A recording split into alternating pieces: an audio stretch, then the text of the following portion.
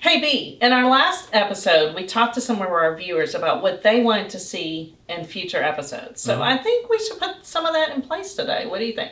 Oh, absolutely. So why don't we start with a little bit about transportation? That's a big hot topic in the blind and visually impaired community.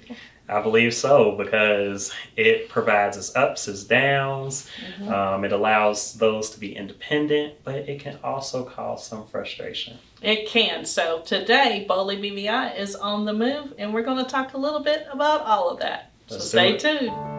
The following are images of the Clovernook campus in Cincinnati, Ohio.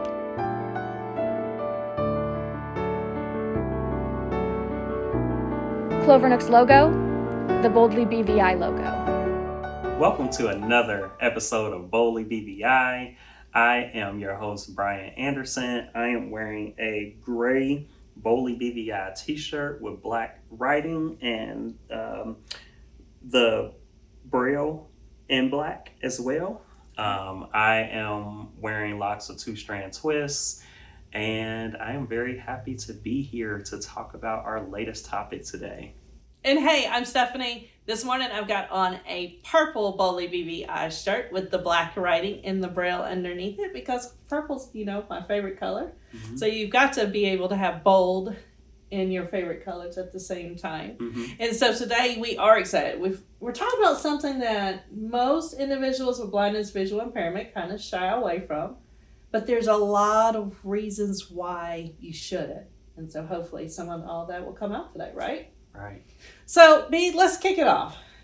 Transportation. Yes. Okay. It's either a plus or a minus in the blind and visually impaired community. So, for some of us, it can be one of our greatest strengths or one of our greatest weaknesses. And that's every day. So, you've recently posted something on social media about your experiences with transportation. So, share that with us. So, first off, when you talk about the plus and the minuses, pretty much, the greatest plus is just getting the opportunity to be independent, to be able to not depend on someone, to not have to wait on a family member or a friend to always get you somewhere. Having the opportunity to use rideshare has been an amazing boost to our independence. But at the same time, like you alluded to, my experience the other day, I love to get up and go to the gym early in the mornings throughout the week. And when I get up early, I go around 4 a.m. So, of course, there's no one out. So I don't have any problems using rideshare. But it's when it's time to go and get to work afterwards where all of the issues come in. Because unlike others who have the ability to, as soon as they finish their workout, they can just go and jump in their vehicles and go on about their way, I have to depend on rideshare. And during that time, it's almost impossible to get a ride most times at regular price. There are surge prices where there are many individuals who are trying to get a ride at the same time. So, of course, the demand for a ride is greater, so the price rises. Also, too, the waits are often longer. So I had to sit around and wait for a ride for about 20 minutes. So I thought, hey, why not make a video about my real life experience and the emotions that I'm going through at the moment. It's very frustrating when your blood is pumping, you're high energy, you are ready to take on the day, but then you get slowed down by this annoying rideshare where you have to, sit down and wait and do nothing. So, in my comments, I had, people saying like, hey, you could schedule ahead of time and things like that, which of course that is an option, but there's an added fee tacked on to that as well, making the price even higher than it would typically be at that time. So it's not, a perfect solution. Rideshare is great. And I love the fact that you pointed out that you like to get up at 4 a.m. To go. It's not a time when paratransit is even an option. Mm-hmm. And so I think for us as individuals with blindness and visual impairment, it's a matter of putting together this hodgepodge of transportation options. You mentioned friends and family. Mm-hmm. Sometimes that is an option, right? And you're going home from the family dinner. Someone says, hey, I'll take you. Mm-hmm. There's nothing wrong with saying, oh, great, I appreciate that, right? Yeah. There's times when paratransit could come in handy where it's a curb-to-curb option Mm-hmm. that's coming to your home, maybe to take you somewhere further outside of an area that you may not want to do the rideshare for, right? Right. But at the same time, not always possible, right? Paratransit doesn't always go everywhere. Right. That's the same with fixed route. Fixed route options, if you're in a city that has limited fixed route transportation options in the city, it's either walking to a station, Mm-hmm. finding out a schedule, trying to see when it's going to arrive, hoping that it gets there on time so that you can make it to your destination. Still not perfect. Still an option though, right? Mm-hmm. And then you talked about the ride share. So it kind of takes a little bit of everything just to get us where we want to go. And I love the fact that you said independently. Yeah. Sometimes you don't want to tell everybody where you're going, why you're going, what you're going to do when you get there, right? Right. Because we want to make those decisions on our own. I'll never forget the first time I used rideshare, it was to buy a gift for my significant other. Mm-hmm. And first thing he said was, how did you do this? when I got the gift. Mm-hmm. That was a huge thing. It was the first time I ever went and was able to buy something after losing my sight without him knowing anything about it. Well, and I have to ask you, because of course it's going to be a shock, a surprise to others, but what were you feeling in that moment after your first experience with taking a ride without someone having to get you there? So it's this liberating experience. You're thinking, okay, I can do this. How am I going to start budgeting to add this into my everyday? Because there is a cost associated with it that's usually higher than fixed route or paratransit. So that's also something. But I think as we talk about wanting to move blind and visually impaired individuals into the workforce, right? Mm-hmm. Workforce means there's a discretionary income. Discretionary income means that your options change. Yeah. So rideshare becomes more of a possibility Mm-hmm. than not. And though for some that don't have that option, it's a matter of budgeting to be able to use. Or, last year we talked about rideshare gift cards were a great Christmas gift. Yeah. Right? A great holiday gift, a great birthday gift. Maybe when the next time someone says, hey, what would you like? A rideshare gift card is the answer. Yes. Because that builds your independence. I love how you mentioned the, joining the workforce and how you have to budget for that. Mm-hmm. One thing that I can say that Clovernook has done on our behalf is create a system where we are able to send in our rideshare receipts to and from work and to and from the doctor. And they give us 50% back in reimbursements, which allows us to, kind of experiment and to be a little bit more flexible with our budget to be able to be more independent. And I can't say that a lot of organizations or companies or workforces are doing these things to allow the blind and visually impaired to live a bold independent life at that. Yeah, but that just goes to show Clovernook's commitment not only to wanting to employ those who are blind or visually impaired, but also that greater mission of ours to help individuals with blindness and visual impairment live those independent, productive, and active lives. And that's just one more way they're able to do that. Absolutely. But so many people are going to say, I'm blind, I can't use the app. It's an app on a phone. How am I going to be able to use rideshare? Mm-hmm. So we hear that often. And I think sometimes that's where you've got to be bold. You got to step out of your comfort zone. And whether it's a matter of going to a class to learn how to use the apps, or trying to find someone that who might be able to walk you through and show you how to use it, whether you're using the Zoom feature on the phone or VoiceOver on Apple products or the assistive technology on other products in order to be able to interact with the elements on the screen. So what are some of your favorite features about rideshare apps that you think help you as an individual with blindness or visual impairment? To me, just the fact that it exists. Mm-hmm. Growing up, it was either the bus, an expensive taxi, or nothing. Mm-hmm. And sometimes with taxis, those can get extremely expensive. So when some of the local ride shares came around, it made it easier. I wasn't standing at bus stops for an hour sometimes if I had just missed the bus and having to wait in the freezing cold.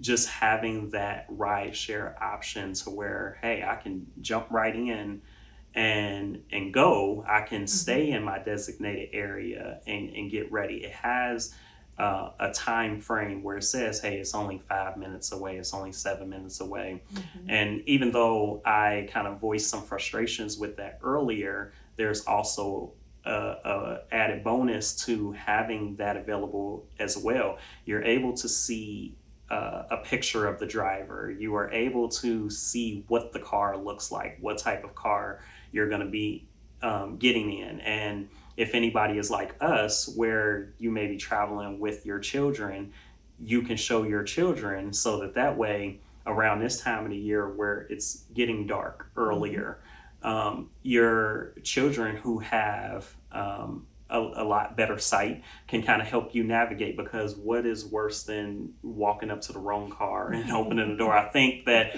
almost everyone who is blind and visually impaired can relate to that. And it's not the safest thing. And some sighted individuals as well. It's not just us.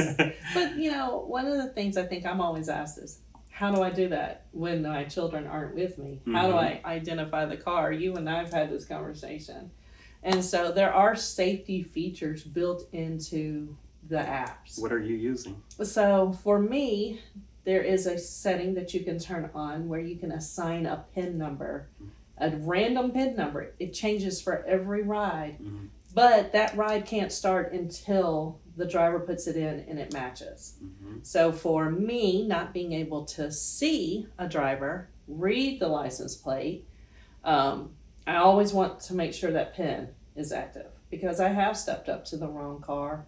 And a lot of times when you say, oh, are you Michael, the driver, people, I'll just automatically say yes, because they're not listening. They're just ready to give a positive answer and move on. And so that way I can be assured that it is the right one. A lot of times when I'm in a busy situation, such as a mall or the hospital or a busy shopping retail center, I can send a note to the driver. Hey, I am blind and will not be able to visually recognize the car. I'm telling you up front that's not going to be my strength. But here's where I'm standing. Here's what I have on, and I have my white cane so that you can know who I am and identify.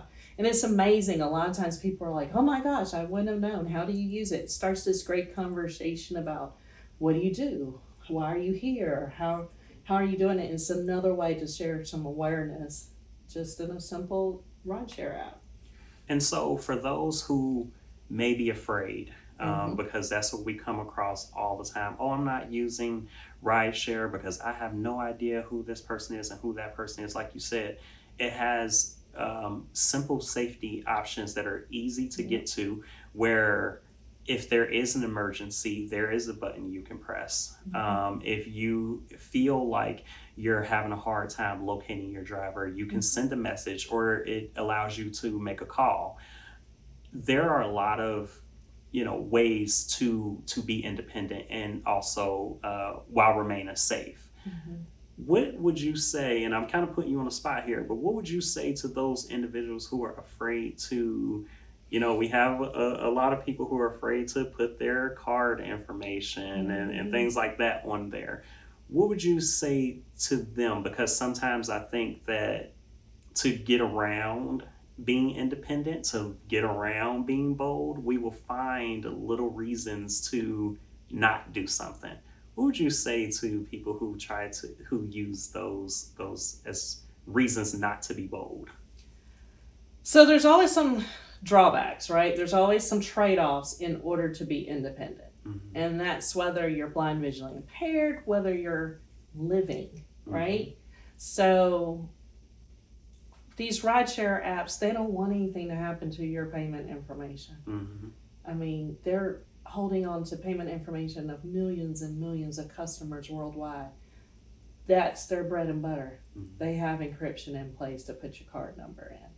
If you're that concerned with it, use a card that's maybe not tied to your typical financial institution. Mm-hmm. Maybe get a separate prepay card. Mm-hmm. That way the charges are only going there, nothing else is connected. So there's ways around it. Yes. You can use various payments such as a debit card, a credit card, Apple Pay. They make it where there is a way for you to feel safe doing this. Mm-hmm. A gift card, Mm-hmm. buy a rideshare gift card and put that just in there. Again, not tied to your bank. Yeah. At the same time, there's ways about, like you said, where you can contact safety right in the app. But how about this? I can share my ride with a family member. Mm-hmm. I can independently open another app on my phone and put in the same destination so I can kind of make sure the two routes match up if I didn't think something was right. Lots of things are already built in, and a lot of times it's a matter of just giving it a try. You know, for that first ride, usually when I'm with students, I go with them. We're riding through my rideshare app so I can talk them through it. Hey, get in, greet the driver, you know, ask them how their day is. How's the trip's been going? You know, any crazy stories you want to share. It's time to be social. It's time to have fun. Sometimes it's just a matter of sitting back, listening to the music. On certain rides, you can even describe your preferences about the temperature in the car, the music in the car, the atmosphere in the car, if you want. So don't be afraid to do those things. And I think that just the most important thing is sometimes being independent means you have to step out of your comfort zone. There's so many times where fear can hold us back. But that's the whole thing. That's the reason why we wanted to have this conversation today, because you don't have to be fearful. You know, that one little step can make a difference. And as we wrap this segment up, you know, you speak on being afraid. And that is why if you caught our last episode, we took the plunge. We decided to be bold. We jumped into a Waymo in a completely different city. We wanted to show that, hey, if we are going to talk about it, we have to be about it as well. Yeah. So, you know, as we transition, we will be talking more about transportation, but from a national and an international perspective. So, you know, make sure you stay tuned with us as we dive into that. Before we move into the next part, I got a question for you, B. What would make a great gift for our friends and family as we move into the holiday season? Well, of course, a Boldly BVI t-shirt. I mean, you can have a t-shirt, a sweatshirt, a hoodie. It's getting cold out, so you may want to go with the sweatshirt or the long sleeve shirt, the hoodie options. But that's the great part about it. You've got all these options available, not just for the Boldly BVI, but for all of Clovernook Spirit Wear. And when you purchase one of those items, it again goes to help our programming so that we can continue to provide opportunities to help those live their best, bold, blind, and visually impaired life. Clovernook Center presents Boldly BVI, Spirit Wear. T-shirts, $16. Long sleeve shirts and sweatshirts, $22. Hoodies, $28. Logo available for both dark and light clothing. Use QR code below to order. All right, so B, we've talked about some transportation options right in the local area. But we always talk about Boldly BVI being on the move. And that means outside of Cincinnati. Right. And you are definitely one to not let dust sit under your feet. So you're always on the go. Yeah. But how? How do you do this as a person with a visual impairment? I mean, airports are huge. New places, you don't know the routines. How are you traveling as a BVI individual? Well, it's funny you ask, because once upon a time I was afraid of getting on an airplane, so I would always do like Greyhound or something like that, or, ride with a family member long hours in a car. Until a few years ago, I finally took that plunge to get on an airplane. It took for me to go to my favorite place in LA to finally get on a plane. Who's driving there? So my first experience with the airport, like you said, it's huge. Even in Cincinnati, going to CVG, if you haven't navigated an airport before, it can kind of be scary. And for me, I was, traveling along with my significant other, and I pretty much let her take the lead, and I kind of just followed my first time. I didn't really take the time to look at anything. I was kind of trying to get my bearings, just because it was a new place. But as we started to travel more, I started to ask more questions like, how did you know which gate we got to? Or how did you know which terminal we're supposed to go to? Because my thought process is, one day I may have to do this on my own, and I don't want to feel like a deer caught in headlights my first experience. And along the way of learning all of these things, I also learned that when you come in and check your bags, you can also ask for assistance, which I didn't even know that was an option the first few times. When you're traveling with someone sighted, of course, you're not going to really need that assistance. But once I started to travel on my own, and of course, with being blind, being visually impaired, there are so many things that goes against us. But in this particular instance, I love the benefits that you get from asking for assistance. You get to skip the long lines. You get to have someone take you directly to where you need to be, so you don't have the nerves and the anxiety of trying to figure out, oh, where am I supposed to go? Am I going to get here on time before the flight takes off?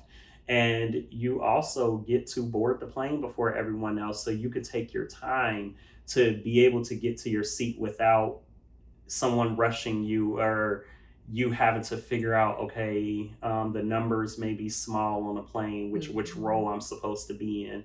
And the flight attendants and everyone that is helping have always been so friendly, so polite, and they do their jobs very well, especially in CVG. But I would say, we talk about some of the nightmares and things that you experience, and sometimes navigating some of the bigger airports can be a challenge. Figuring out, we talked about rideshare in the last segment, and figuring out, okay, where are these spaces that you're supposed to go? Where are the designated areas for rideshare? And going to a new airport, sometimes you're in international airports where people may not speak great English who are helping you, can really be a challenge if you have no idea what you're doing.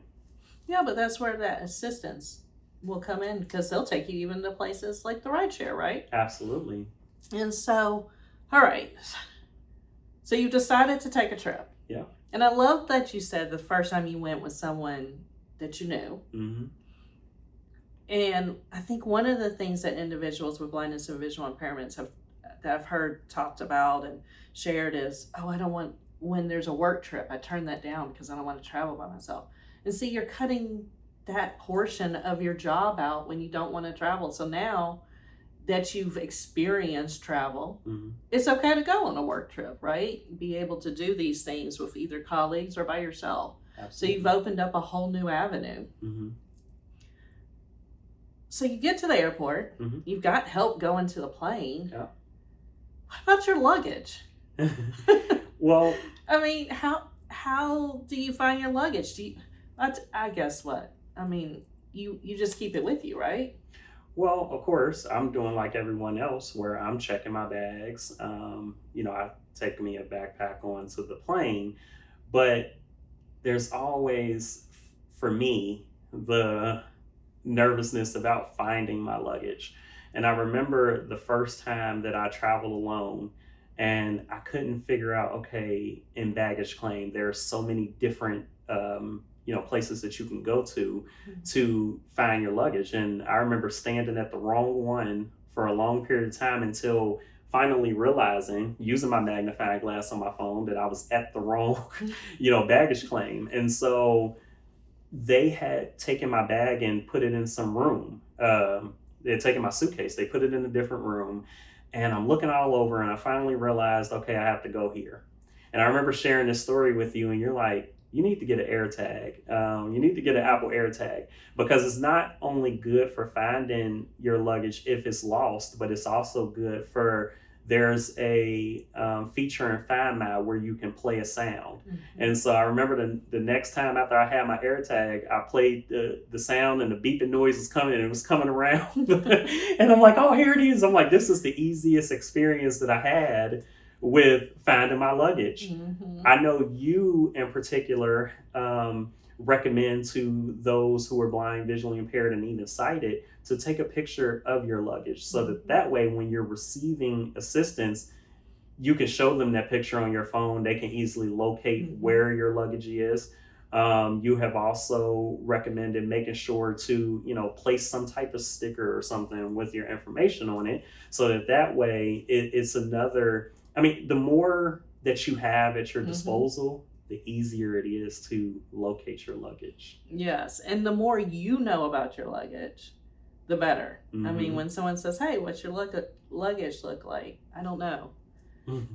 Like, we have to do what we can to help someone who's assisting us. Mm-hmm. So know what your luggage looks like. Make some type of identifying tag on it, whether that's the luggage tag itself.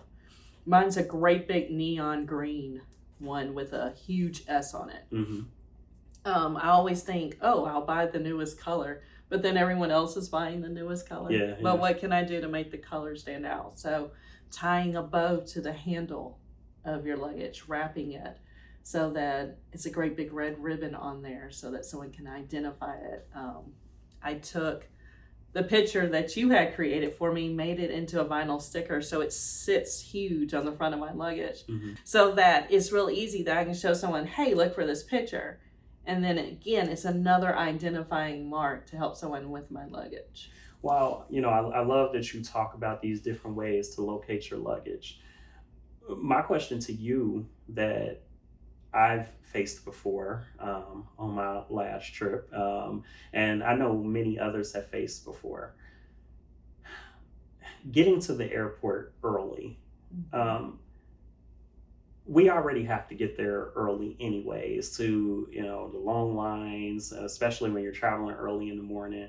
What about you? What is that process like in the morning when you have to either get from your hotel or your house to the airport and things like that? What are some of the things that you face? Because not only are you getting to the airport, you have to make sure that the driver is getting you to the right terminal. You have to make sure that you're going in the right door. How are you navigating these things? So it's a process. Again, when I'm scheduling the rideshare, oftentimes when you're doing an airport drop-off, it's asking you which terminal you're going to. That doesn't mean you're always going to get to that terminal. With construction, I've had construction at a recent airport, and so therefore that terminal was not an option. And I loved how you talked about you were at the wrong carousel for your luggage. All right? Yeah. Because I think a lot of times with blindness and visual impairment, we think we can't make a mistake. We can't get lost. Therefore, we failed. And sometimes getting lost or making a mistake is the best thing we need. One, it's going to teach us how to maybe navigate your space a little bit better, pay attention more. But there's nothing wrong with asking for help. So when I get to the airport, and if I'm unfamiliar where I need to go, I love being able to find someone, hey, not necessarily will you take me, but can you direct me to where I need to go if I feel like I can make it independently? Unlike you, I always make sure I have the special assistance on my ticket, just so that if I need that option to be able to get to where I need to be, they normally will want to have you ride in a wheelchair, but you have the option not to. So especially if the person is willing, I'm like, hey, let's just walk it. It's more move points, right? So it's always a positive to it. I think also, for me, I don't like anyone to be rushed, especially on my behalf. So I'm giving myself, if it's a 45-minute trip to the airport. Mm-hmm. I'm scheduling that Uber, that Lyft, that rideshare an hour and 15 minutes out. I've built in time for traffic. I've built in time just in case something happens, right? Mm-hmm. So now the driver's not rushed. I'm not stressed getting to the airport. Mm-hmm. I've made sure if the recommendation is 2 hours ahead, I might be getting there 3 hours ahead. Mm-hmm. So that if I have to wait for the assistance, Right. if the assistance takes longer than expected, there's a longer line at the counter. Mm-hmm. So I have that built in, because guess what? Once I get to the gate, that's plenty of time. I can sit and I can read, I can do email, but I rather get there and get in there. Mm-hmm. So I know where I need to be with plenty of time without me needing to be stressed. There's no reason to start a trip. Work, pleasure, anything else, stress, right? Absolutely. So yeah. So you mentioned earlier that you have the assistance already on your ticket. Mm-hmm. For those who don't know, how do you get that onto your ticket? So there's several ways. If you're going through an app, usually there's a checkbox that asks if you need special assistance, Mm-hmm. and you can define the type of assistance, whether it's because of a physical need, visual impairment, deaf, hard of hearing. There's all sorts of options. Mm-hmm. So you're not limited. You can also most of the time call most major airlines, and they will actually have a special assistance department that can help you from booking the ticket to making sure you have assistance at the airport to helping you find luggage, things of that nature, so that those services are in place for you. Okay. Yeah. So you said that Boldly BVI is always on the move, Mm-hmm. and we're talking about, air travel. We've talked about ride shares and things like that, buses and all that. But you had the opportunity a couple of months ago to take an international trip to Italy. Yes. Now, for some, they can say that, man, traveling just in the United States is scary, and I'm nervous with doing that. What was the experience like traveling? Because I know you've always wanted to go to Italy. That's been on your bucket list. Mm-hmm. So what were the good and the bad about that experience? So, like you said, to be perfectly honest, I was scared out of my mind. Mm-hmm. This is something brand new. I've never traveled internationally, never been on a plane for longer than 5 hours. Mm-hmm. Just, what does it look like? How is this going to work? What do I need to bring? What do I need to be knowledgeable of? And part of the reason why we were going is because of Boldly BVI. Mm-hmm. I had the opportunity to talk about Boldly BVI and share it on an international platform at an international low vision conference. So that's something we definitely want to do, right? Boldly BVI needs to not just be nationally, but internationally known. So had important goals coming out of this. And whether it's in your local city, whether it's nationally Mm-hmm. or internationally, it starts with some planning. We've talked about some things that you can put in place in order to help make sure your trip goes well. Right. But with international travel, I think that's even more important. Understand, don't wait till you get to the country to see about travel options. Right. For traveling within. I use rideshare here in the United States. I just figured everyone used rideshare. Right. We actually were in a city that did not have rideshare options. Oh, wow. It was only taxi cabs. Ooh. Sometimes when I'm traveling, I might need supplies in my room, such as water. Right. What are my options for doing that? Mm-hmm. Can I use delivery services from a nearby store, convenience store, grocery store, in order to get those things, so I'm not trying to figure out how to put 48 bottles of water in my luggage, right? Because there's limits to what you can bring. Right. So I think sometimes some planning up front goes a long way. I did a lot of research on the country, what if there were limitations on what I could or could not bring on the international flight, what maybe to expect on a long haul flight like that. Mm-hmm. tips on how to be comfortable on that flight. So those were some of the things that I started doing months in advance to make sure the trip went well. So you talked about having a ride at taxis and things like that over there. Mm-hmm. Was it as accessible as the ride share in the United States? So with the taxi services, you weren't going through an app. Mm-hmm. We went through a phone number. So now we're talking language barriers. Gotcha. So how do I do that? I made sure I had translation apps on my phone and practice using them before I got to the country, so that I knew that I could put a phrase in there and knew how the process would work. Mm-hmm. Again, planning is key here, right? Mm-hmm. Studied the weather. I added not only the weather to my weather app, mm-hmm. I also added the local time to my clock app, so that I could see immediately as I was planning the time zone differences. Right.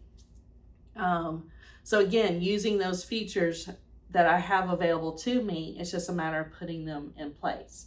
Using maps to route me and my colleagues in the city that we were in. We had the opportunity to not only be in Florence, where the conference was held, mm-hmm.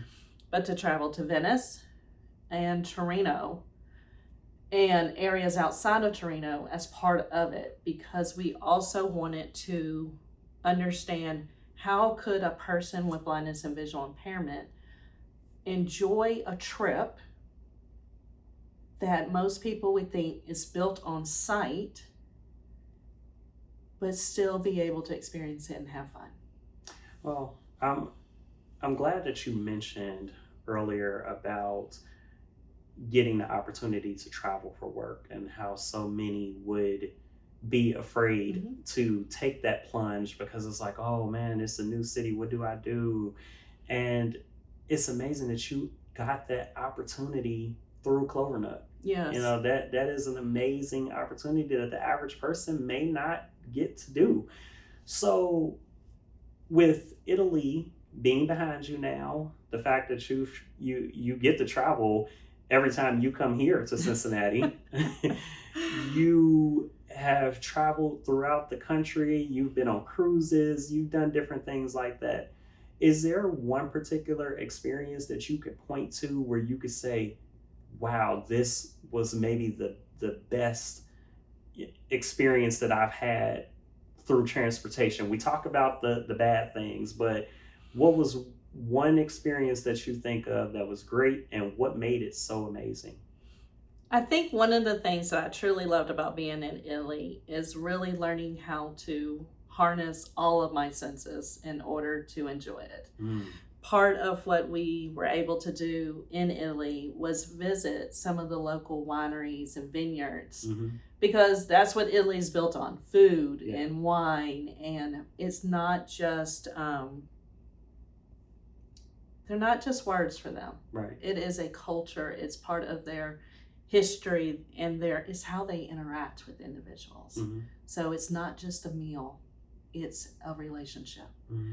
And so being able to be in the caverns and feel the depth of how far you are underneath the ground, mm-hmm. and feel the water and the air change, and be able to feel the oak that the wine, the casks that are made, and being able to feel that and smell the earth and touch the grapevines and experience the sun on the plants, and you're part of it, you're in it,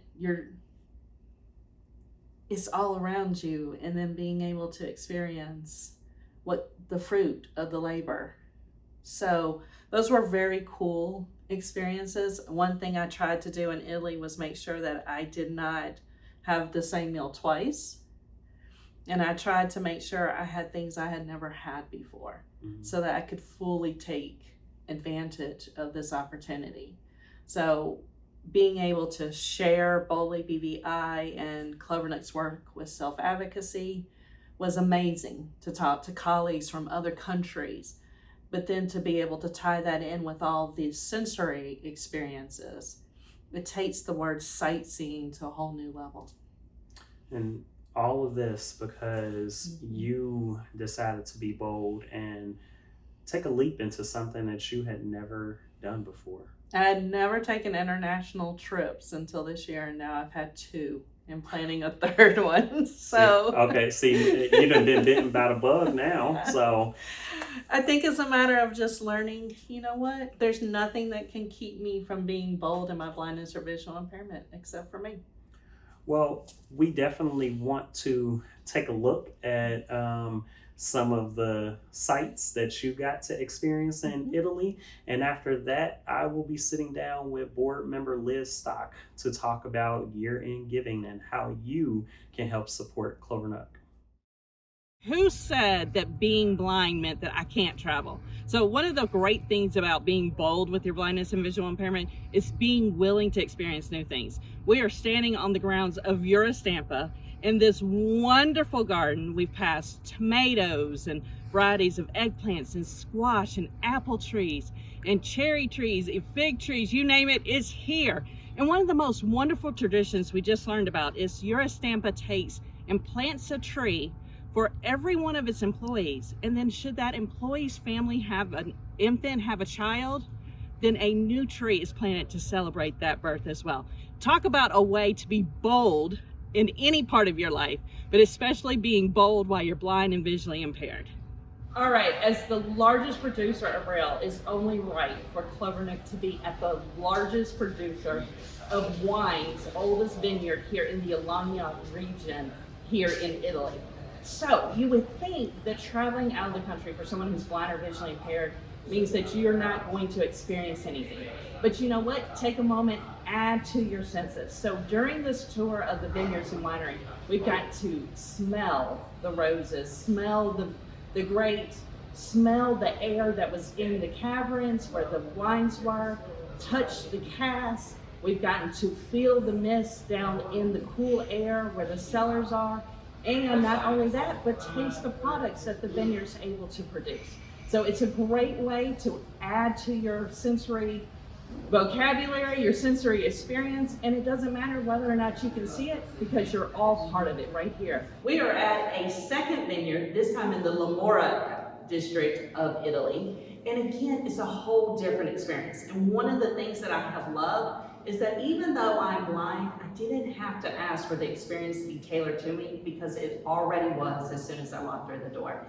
Here in a vineyard, in the winery, you're looking at the grapes, you're getting to feel the branches, you're getting to feel the sun on your face, feel the coolness when you're in the cellars, and then be right next to the cask where all the wine is kept, and then of course the tasting, which is not about the alcohol, but about the celebration of the wine itself. But you can't be in Italy and not talk about food. It is one of the best experiences here in Italy, but it's also something you can enjoy as a person without sight. So today we have the pleasure of being with Flavio and Laura right here from the hotel that we're staying at. And I want them to introduce themselves and tell us a little bit about what they do here. Flavio, introduce yourself. Sì, ma devo parlare italiano e inglese, scusami. In English. In English, ma io... Come on. So, You can introduce a little bit of you. so I speak a little bit. That's fine. We'll go a little bit. So, I am Flavio. I am the owner and the chef of this place. Since he was a child, he wanted to be a cook. Okay. So his parents introduced him to the hotels when he was 13. And so he started experiencing everything about restaurants. So tell us, Flavio, as a chef, what is it that you are trying to do when you're preparing these meals? Non so No, come well, spiegarlo. I think you love food in general, so you had I your like to eat. grandmother. I like to eat. I agree. Yes. Your grandmother was Yes. a great cook. Okay. So. Yes, my grandmother is a great cook. Io non sono cresciuto a patate fritte piuttosto che... And so he was already introduced to very, very fine dining at home when he was little because his grandmother was very into making him try specialties and very unusual food for the normal people, let's say. So it was a great chance for him to be introduced into a world that he loved so much, because he loved eating very well. Very good. So, as a person with blindness and visual impairment, I can't see the food. But what happens when serving the meal that makes it special for someone like myself? E di percepire il profumo, cioè di percepire quello che c'è nel piatto tramite il profumo. First of all, the smell that comes from the dish is the first connection that you get with the food.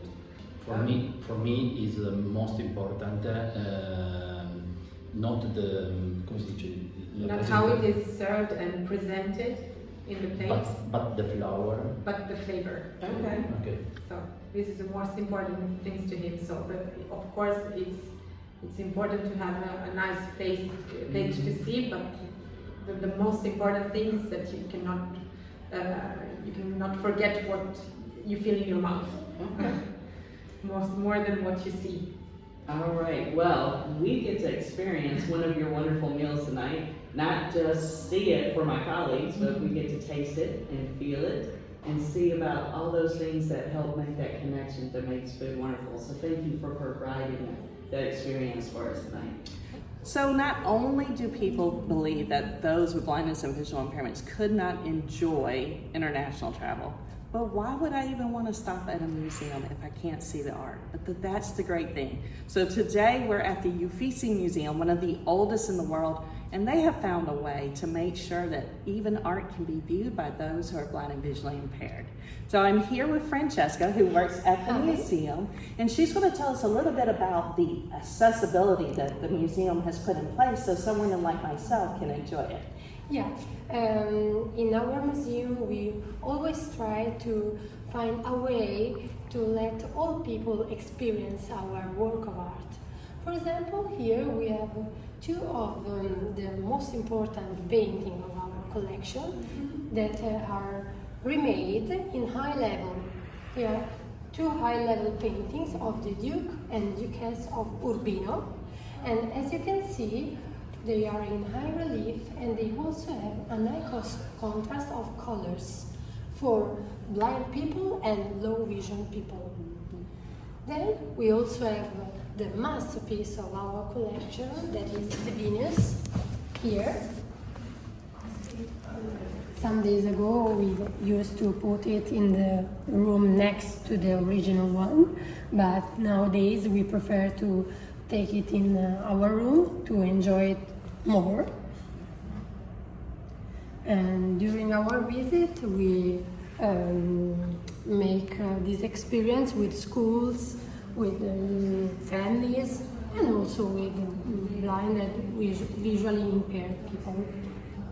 So, and that is how the UFC is making sure that this museum is not accessible just to those who can see the works of art, but to everyone, no matter what the disability. So from the famous Botticelli Venus, right here to the paintings, the release of the portraits of the Duke and the Duchess, is all at your fingertips. So here we are right in front of the Braille printing house in Florence, Italy. So here they're producing books for the schools. We got to see the conference area where they're teaching teachers to go out and teach in the schools. A lot of different ways that they're using Braille. Some a lot like what we're doing in the States, and a lot that was different. So it's been a great afternoon. And of course, it's all thanks to Louis Braille. So we have enjoyed our time here at Eurostampa, and from all of us right here in Italy, we're encouraging you to continue to live your best, bold, blind, and visually impaired life. So today we are in studio with a very special guest, Liz Stock. Would you like to talk to the Boldly BVI audience about what your role here at Clovernook is? Yes, happy to. I'm happy to be here. Thanks for having me. I have been on the Board of Trustees of Clovernook for about 4.5 years now. I currently serve as the Vice Chair of the Board, and I am Chair of the Governance and Nominating Committee. Oh, wow. Well, we really thank you for being a part of our board and everything that you all do. But what is it that originally attracted you to Clovernook? Well, to be honest, about 5 years ago, I had never even heard of Clovernook. It was through an acquaintance of mine that I was introduced to a fellow board member, and through that introduction, started learning about Clovernook and all of the fascinating things that this organization does.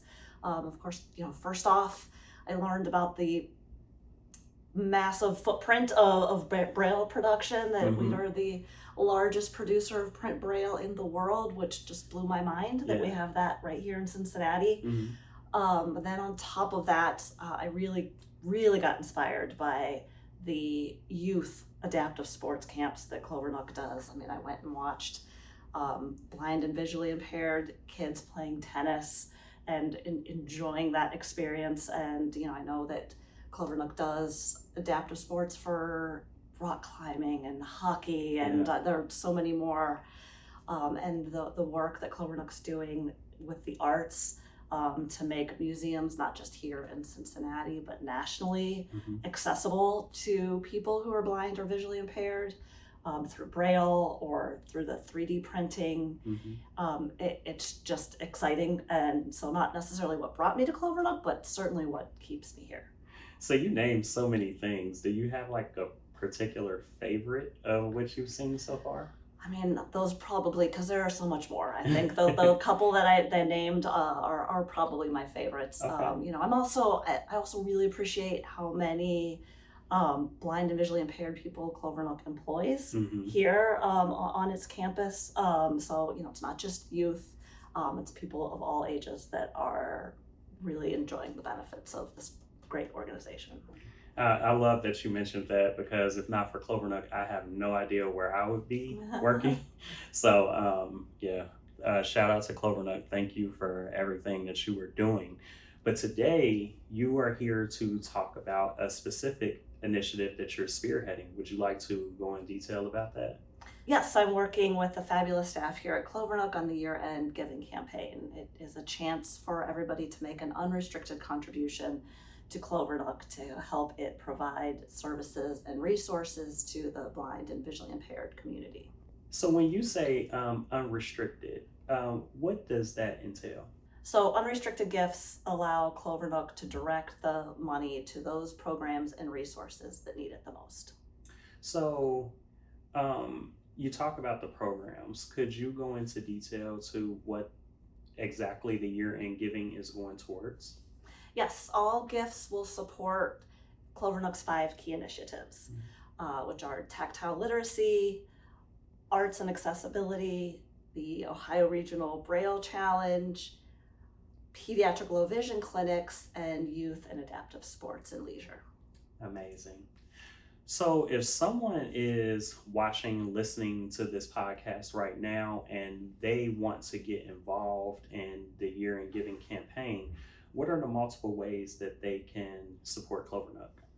You can scan the QR code or go to clovernook.org/donate. And so when it comes to going to Clovernook, do you have to give a lump sum, or can you give in increments? Either way, you can give in a lump sum or make a continuing contribution. And don't forget to ask your employer too if they will make a matching contribution.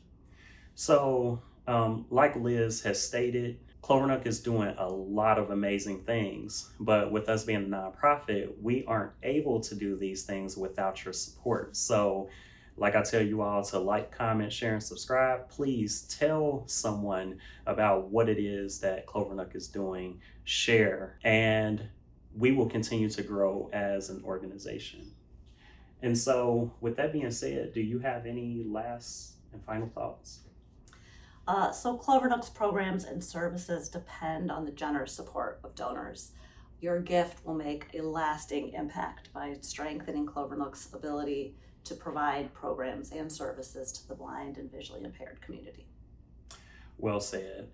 Like I said, thank you for being a wonderful guest and sharing with us about our year-end giving campaign.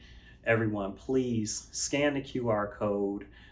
Give your donation, help support an initiative, and so Clovernook can continue to grow and impact the lives of those who are blind and visually impaired. Yes, I want to make a contribution to support individuals with blindness or a visual impairment. All right, B, I just love that segment with Liz because we talk about all these great programs we're doing all year round, and it's only because of the generosity of people in our year-end giving campaign and gifts throughout the years and the grants that we receive that we're able to do all this great work. Absolutely. So it's great information to share so that people can get involved. It's not just us in these chairs. We want everyone to be engaged in Boldly BVI, right? Right. And the work Clovernook does. So any last thoughts you got for today's episode? We hit a lot of points, don't you think? Not only was Liz's interview informational, Mm-hmm. we also hope that what we spoke about with transportation is not only a conversation starter, but it helps boost your confidence to get yourselves out there, to start taking these ride shares. Hop on a flight, take a trip, see some new things. There's a lot out here to experience. There are a lot of people out here who are willing to help you make your experience a lot more comfortable. There is a lot of accessibility out there, especially way more than there was 20 years ago. So the way that the world was before isn't the way it is now. There are a lot of other places like Clovernook who are trying to make the world more accessible. So, get yourself out there, talk to someone who may be nervous about experiencing transportation. And even though it may be a challenge, be like Stephanie and make a plan. Get yourself out there. Do not stop making excuses. Yeah. So, and don't leave it all to the organizations to make everything accessible. Let us drive the conversation, right? There's no one better than those in the blind or visually impaired to make the difference. So this is our last episode for the season, for this year. How can people stay connected with us until next year? As always, remember, like, share, comment, subscribe. Please, with this episode, tell a friend. Personally, it may be my favorite episode just because of how candid it is, just because it is a true conversation starter. So please make sure to share this with someone. If you see it on social media, share it, tell someone. There is someone out there, whether they are blind, visually impaired, or sighted, who may be afraid to get out there and experience the world. That's right. And that way you're making your ways of living your best, bold, blind, and visually impaired life. Clovernook Center presents Boldly BVI, presented by Clovernook Center for the Blind and Visually Impaired.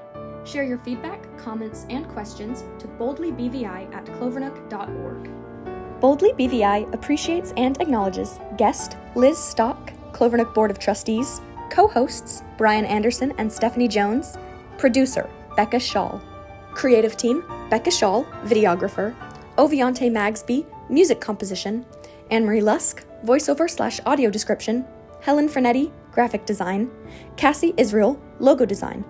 To support Boldly BVI or other Clovernook Center programs, please visit https://clovernook.org/. Clovernook Center presents Boldly BVI, Clovernook Center for the Blind and Visually Impaired.